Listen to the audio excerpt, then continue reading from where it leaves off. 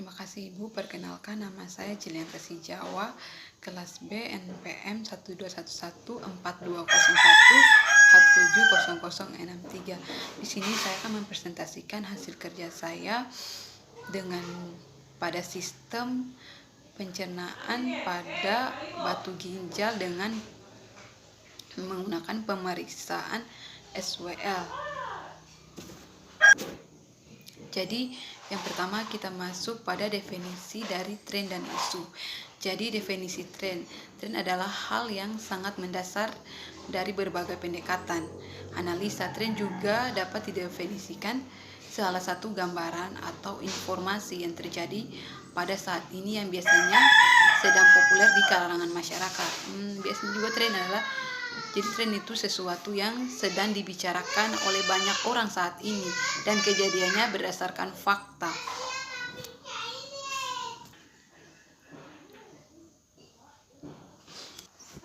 Berikutnya definisi tren dan isu berdasarkan keperawatan. Jadi tren dan isu keperawatan adalah sesuatu yang sedang dibicarakan banyak orang tentang praktek atau mengenai keperawatan, baik itu berdasarkan fakta ataupun tidak. Tren dan isu keperawatan ini tentunya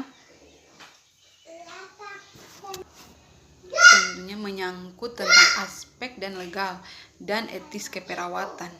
Jadi faktor yang keempat, faktor legislasi dan keputusan yuridis. Jadi perubahan sosial dan legislasi ini secara kontrasi saling berkaitan. Jadi setiap perubahan sosial atau legislasi menyebabkan tindakan yang merupakan reaksi perubahan tersebut.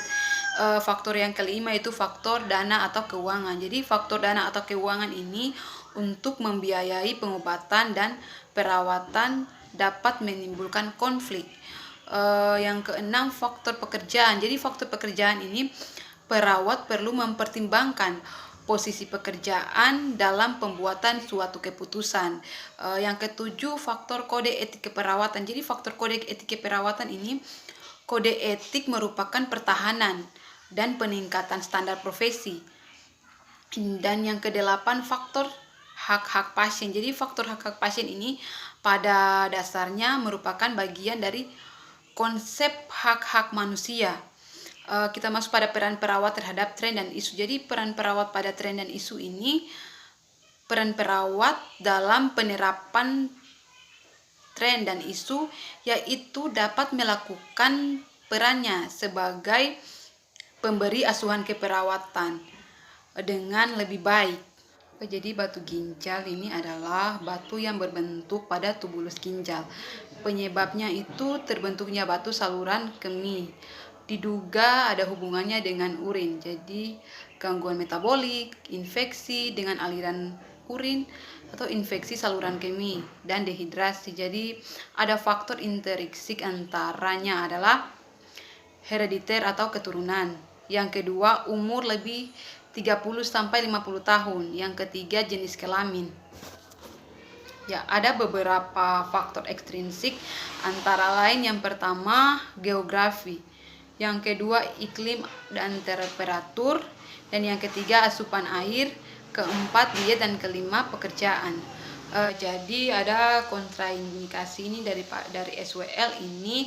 Yang pertama, hipertensi tak terkontrol.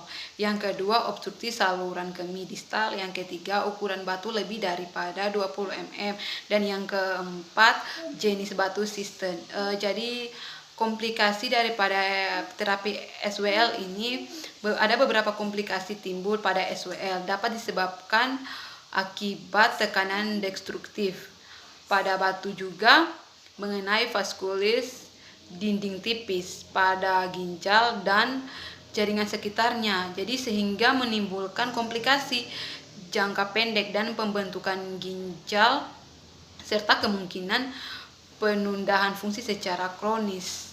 Jadi ada beberapa syarat yang dilakukan pada terapi SWL ini. Yang pertama, fungsi ginjal masih baik. Yang kedua, tidak ada sumbatan distal. Yang ketiga, tidak ada kelainan pembekuan darah. Yang keempat, tidak sedang hamil. Dan yang kelima, tidak ada obstruksi ginjal. Dan yang keenam juga kondisi kesehatan memenuhi syarat. Jadi kelebihannya itu pada SWL ini, yang pertama ada beberapa kelebihan. Yang pertama itu dapat menghindari operasi terbuka. Yang kedua, lebih aman, efektif, dan biaya lebih murah. Yang ketiga, bisa rawat jalan. Yang keempat, dapat digunakan pada semua usia. Dan yang kelima ini, masa nyeri kalau ada, tapi hanya sedikit sekali dirasakan. Dan yang terakhir, tidak invasif atau kulit utuh. Jadi penata laksanaannya yang paling sering digunakan yaitu terapi ESWL. Jadi terapi ESWL ini memiliki arti penghancuran batu pada batu ginjal. Jadi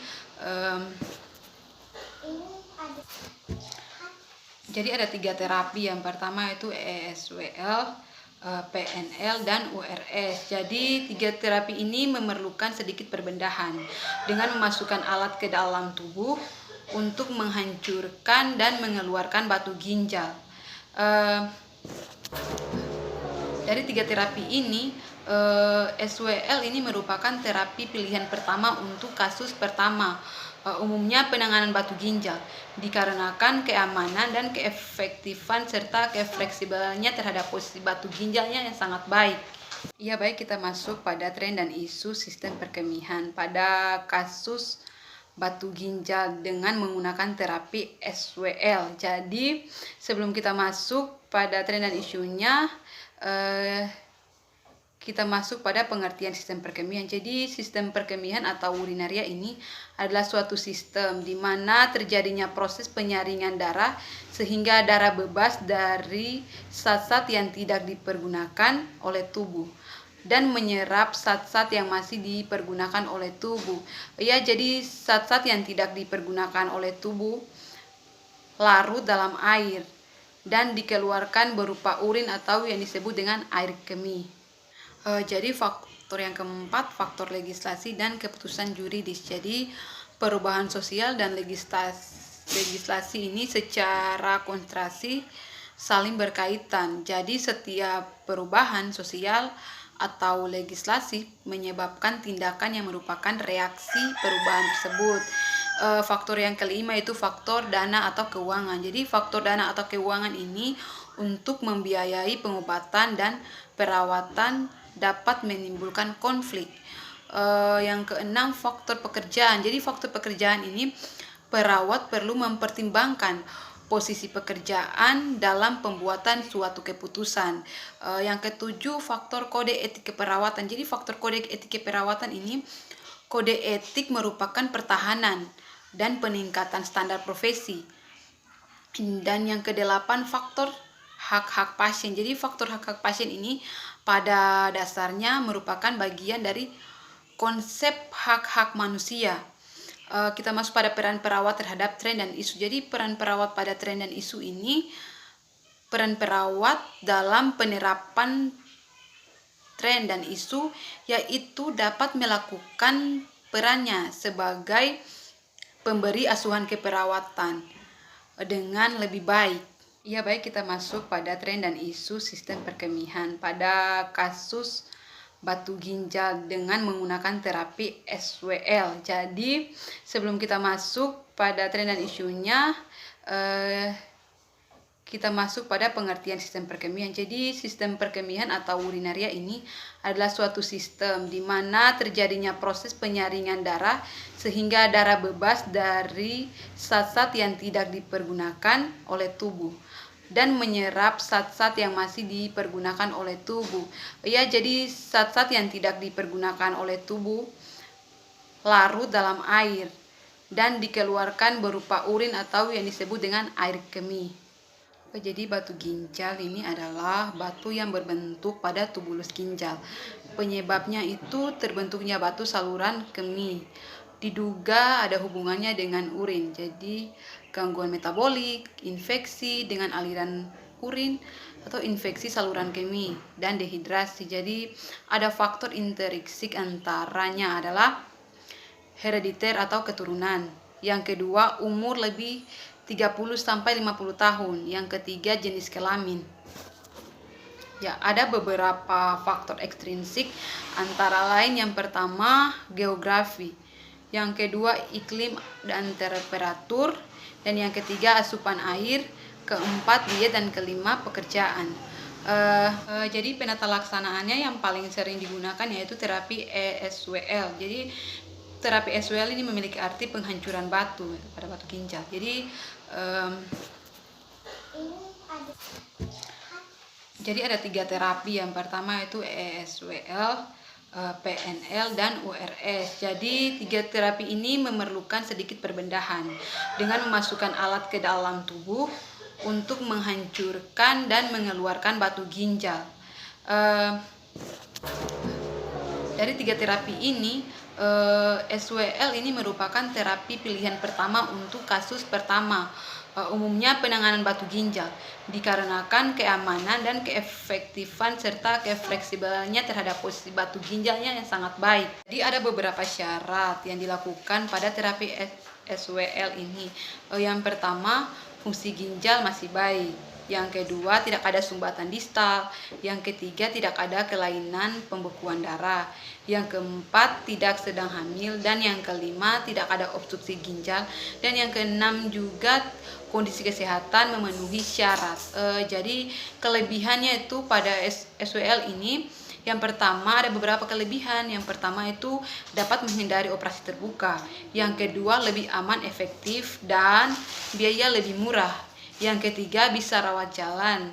Yang keempat, dapat digunakan pada semua usia. Dan yang kelima ini, masa nyeri kalau ada, tapi hanya sedikit sekali dirasakan. Dan yang terakhir, tidak invasif atau kulit utuh. Jadi ada beberapa syarat yang dilakukan pada terapi SWL ini. Yang pertama, fungsi ginjal masih baik. Yang kedua, tidak ada sumbatan distal. Yang ketiga, tidak ada kelainan pembekuan darah. Yang keempat, tidak sedang hamil. Dan yang kelima, tidak ada obstruksi ginjal. Dan yang keenam juga kondisi kesehatan memenuhi syarat. Jadi kelebihannya itu pada SWL ini, yang pertama ada beberapa kelebihan. Yang pertama itu dapat menghindari operasi terbuka.